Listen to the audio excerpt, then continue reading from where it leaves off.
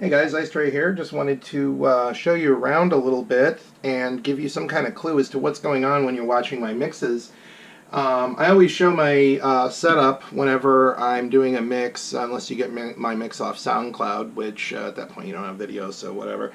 But the reality is that you basically can see what's going on whenever I'm actually doing a mix.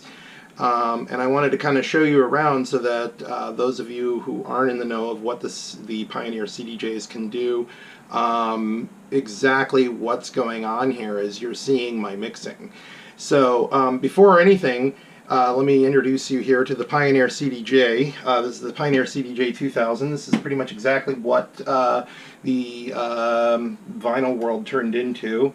Pioneer's been making these machines for a long time. This particular one still has a CD slot in the front, so you can go ahead and put any kind of CD in there if you wanted, whether it be pressed, containing CD audio, or MP3, or even DVD if you want. Whatever, it really doesn't matter. It's a great backup to have, honestly.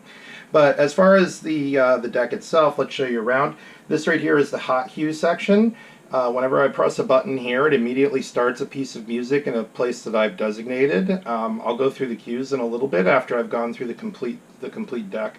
But whenever I'm pressing this, I'm generally jumping around. Just to give you an example, I'll show you the breakdown, for example, of this particular song.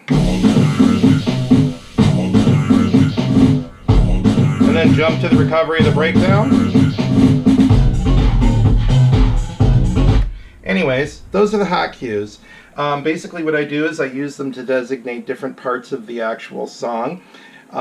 So for example, A is always the easiest cue to set. It's essentially the first cue of the song, and it's essentially just whatever the first beat is. And it's right there.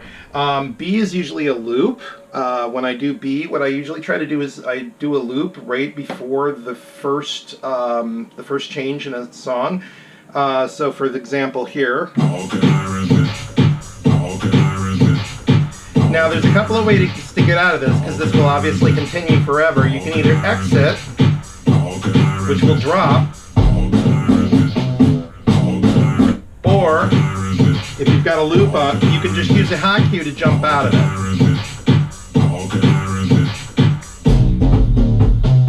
Just like that. So anyways, C is usually a marker. It's not actually a cue. It's usually the first bar, the first downbeat, basically, from wherever I've got my loop. It's kind of to set expectations of where the measure is and how that loop is constructed.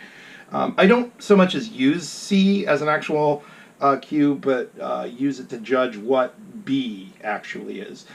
D is everybody's favorite cue, because D is the drop, which is right there.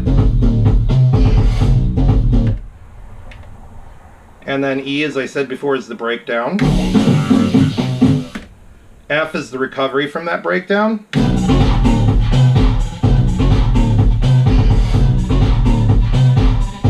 And then the next two cues I use to basically mark the end of the song. I try to take the last two meaningful changes in the song and mark them out as far as I can. Sometimes there isn't two meaningful changes from the recovery of the breakdown to where the song actually starts to fade out. Sometimes there's not a lot of time there. So sometimes any of these cues might be missing. For example, if there is no room for C, if it goes directly into the drop, after my loop, I won't put a C cue, so there just won't be one there. So the way that the cues are all laid out when I load a song tells me a lot about the song. In this particular case, as you can see here, they're actually, all the cues on both sides are actually set up. There are 8 cues total, and they're all set. Some songs don't necessarily have all the cues set. Like in this one, you can see as it's loading here, this cue isn't set, and if you look on the deck here, it's here. This basically just reflects the deck. You can actually control it as well, but I don't really end up using this a whole lot. For myself, it's just to put the cues in my face so I can actually see them. So anyways, the power in this cueing system is very simply that you can go ahead and just basically take a hold of the structure of the song and cause any particular thing in the song, any event in the song that you want to happen, you can cause it to happen or schedule it to happen either through the loops or recreating your own loops in different places or what have you. So for example, I'm going to show you what I do. This is what I like to do sometimes when I'm doing a mix, rather than just taking the vanilla loop that I do in the beginning and mixing that in. What I'll end up doing is taking the outro and building it up. So what I'm doing is actually essentially playing the song backwards until I get to a certain point, and then what I do is I jump to the drop and let it go ahead and play out. Let me show you what I mean by this. So you just start a simple cue right in the outro.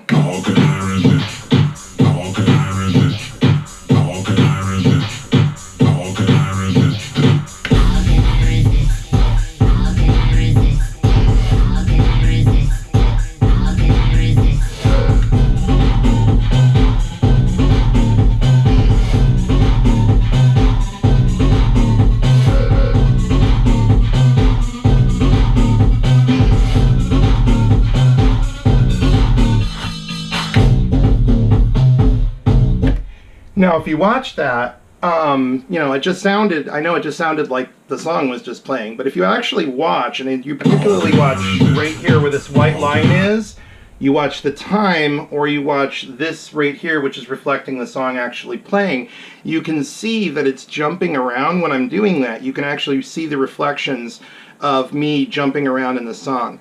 What I really like about this cueing system is it's basically like choose your own adventure. Whatever you want to happen in the song can happen basically whenever you want, and as long as you pay attention to the structure of the song and know when the song's open for changes, you can go ahead and just do that. A lot of times if I'm playing and I'm not ready for a breakdown, and the song is coming upon the breakdown, which in this particular song is shown as the EQ right here, I will just go ahead, as soon as it hits the EQ, I will go ahead and hit F, completely bypassing the entire breakdown of the song, keeping the dance floor moving, and at that point the dancers don't have a brief period to take a break. At that point you're taking control of literally the dance floor. I'm no longer playing music, I'm actually playing the people on the floor itself. So anyways, that's that. From there we've got some other fun stuff. So of course we've got the track controls here, the starts or stops. Honestly, I don't usually use this a lot of times unless I need to stop it, because I usually start things up here on the hot cues. You've got directionals, which this is kind of fun. You can just turn beats around for a second.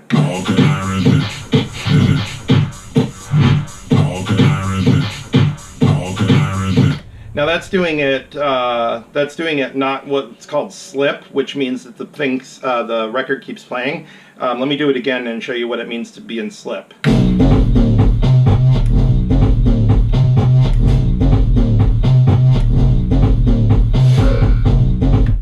So right there I was taking one beat and turning it around. You could actually see that reflected in the, I don't know what to call that, turntable rather than anything else. But anyways, you could see that reflected in the indicators, and you could also see that reflected in the time as well, or the directionals of the screen as well. So we've got track search, which this just basically takes you, if you're in like a playlist, it'll go to the next track. So what's really cool is you can actually have both decks set up with different playlists, so they each have their own setup. So you just hit track forward each time it's time to move a song, and it works beautifully. Anyway, neither here nor there. Some of the other things to understand that's fun about this is, of course, you can loop anywhere. Right there's my loop. I'll turn this down just a little bit. You can, and you have to make sure that you're like doing this musically, because if you make changes and they aren't musical, it won't make any sense. But you can change this as you want.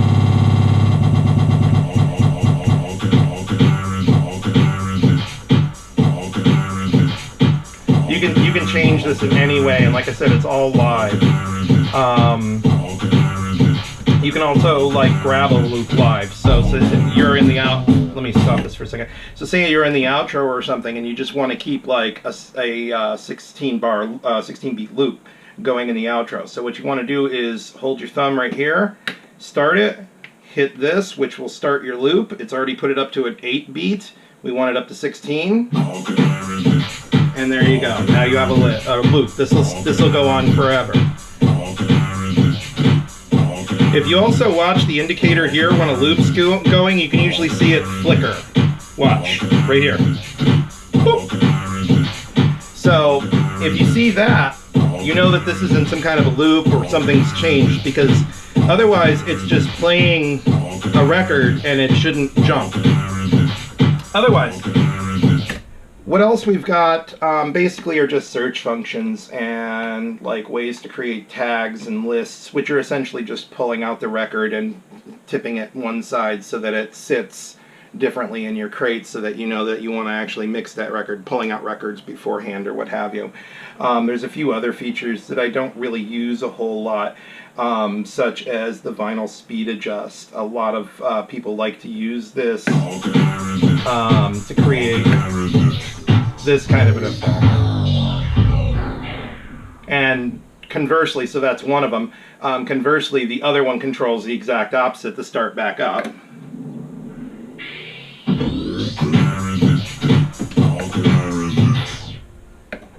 So, to be honest, when I've got this going, I actually end up using this box for that kind of thing if I want to do like a vinyl drag or something. I don't end up using these at all, and honestly I find kind of a vinyl break effect generally kind of just cheesy, so I don't tend to do them very much. Over here we have the tempo. You'll end up seeing me screw around with this a lot. I usually tend to pick a tempo, and I only make a few speed changes throughout my set, but the reality is that you know, sometimes you got to change things up. So from there, we over here have the mixer. Now this particular piece of equipment, most people know, is what actually mixes the sound together, but it's not just that. There's also equalizers and a bunch of different effects that are running off of here. So what we've got here, right here, are the equalizers. You got high, middle, and low. Obviously your hi-hats would be up here, your snare drum is down here, your bass drum is down here. So you can actually easily, quickly, and quietly just go ahead and kill a hi-hat on one record, leave it up over here, play both the records at the same time, and now you've got a hi-hat where there wasn't one before because you're killing it. You can do the same thing with the bass drum, and in that way you're actually making remixes all the time. The other thing that this is for me is a lot of people use the crossfader right here to cut between the records a lot, between one and the other. I don't tend to do that a lot. What I tend to do is, this is kind of a cutoff for me. It's where I absolutely just bring things in. But whenever I bring things in, you'll always notice the EQs are usually down. So when I bring things in, it's not a very dramatic effect. Usually it's a very small little thing. And it's because the EQs are all down and the record's not having nearly as much of an effect as you might think. One of my main techniques, as you watch me mix, you'll understand how I do it, is I eventually get rid of, you know, if I'm playing off of this track and I'm going to this one, the old album, the disc I'm getting rid of, I will eventually get rid of the hi-hat entirely. Almost always, that's generally where I first start mixing the record in. That's where you'll actually first hear the new pieces of the new record coming in. It'll be in and off this channel and off this, and at that point it'll be off like about there. It won't be at full strength, but it'll be close, and I will take it so you're hearing like, you know, 70% this record, but now you've got the hi-hat only introduced from here, and at the same time I will look at this and watch for things to happen in the song. Like if the hi-hat would normally have dropped in that song, I'll just go ahead and cut the hi-hat and bring it back and make sure that it makes sense within the song. If you don't do that, it gets really tiresome because you've got one beat just going over generically, filling in any of the changes and kind of making it sound repetitive and horrible, so you got to kind of reflect some of it there. And that's actually kind of the whole story, honestly. It's introducing small elements of one song while the other's still playing, and then making sure that when you transfer to attention from over here to over here, that the flow of the song flows with it. That's really kind of it. So the one thing I didn't cover, just to let you all know, is this box right here. Now this is another one. Once again, I don't really tend to use a whole lot of effects. I do really find them cheesy, but I do end up liking this box for a lot of reasons. It does some really interesting things. Let me turn this up and put a piece of audio on. It does some really interesting things with audio. So there's your original audio. and this is now live, I can do what's called gate.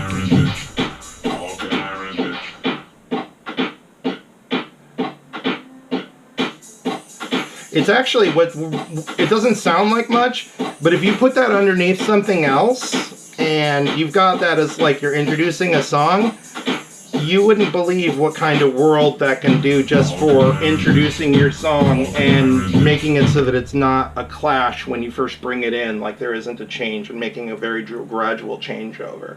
Because it really is about introducing elements as gradually as you can, so that there is no jar. It's also about playing stuff in key and knowing the rules of complementary keys and complementary tones and how they all work together, so that you avoid a clash, or what in a lot of common DJ parlance is called a train wreck.